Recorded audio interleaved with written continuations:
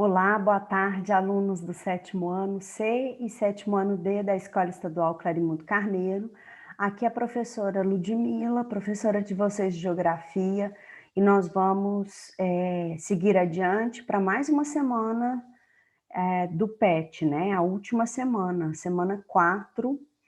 E o tema que nós vamos tratar essa semana, que a gente vai estudar, é um tema interessante e super fácil entender, tá bom?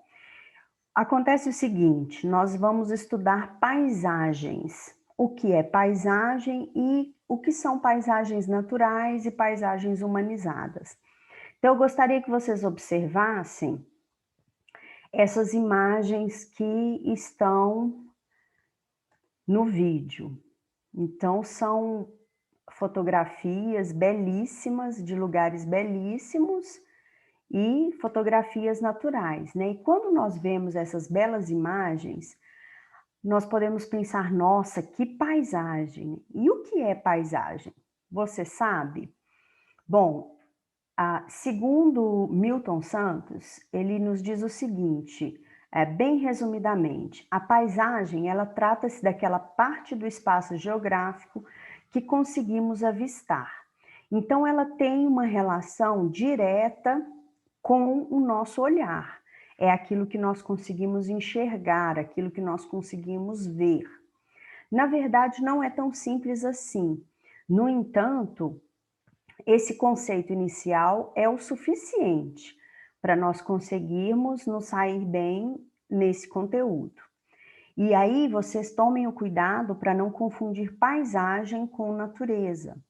A natureza, no caso, a natureza natural, aquela que se trata de elementos absolutamente naturais que não possuem nenhuma interferência humana, que tem a ver com o relevo, as cadeias de montanha, os grandes oceanos, os rios. É muito difícil de falar de um local na face da Terra hoje que não seja, que seja 100% livre da interferência humana. Os seres humanos, através do desenvolvimento, globalização, sistema capitalista, ele conseguiu atingir quase todos os locais da Terra e fazer algum tipo de alteração. No entanto, nós vamos perceber o seguinte, vamos adiante. Nós vamos perceber que quando nós temos uma imagem, quando nós temos um local, quando nós estamos visualizando uma determinada paisagem, cujos elementos que são predominantes são elementos absolutamente naturais, formados e criados pela própria natureza, nós dizemos que isso se trata de uma paisagem natural. No entanto, quando nós estamos falando de elementos que têm um peso cultural muito grande, de uma paisagem aonde aquilo que a gente observa foi quase 100% fruto da criação humana, ruas, edificações, automóveis, veículos, placas, sinalizações, redes de transporte, redes de energia ou de telecomunicações, nós dizemos que é uma paisagem cultural ou uma paisagem humanizada ou artificial.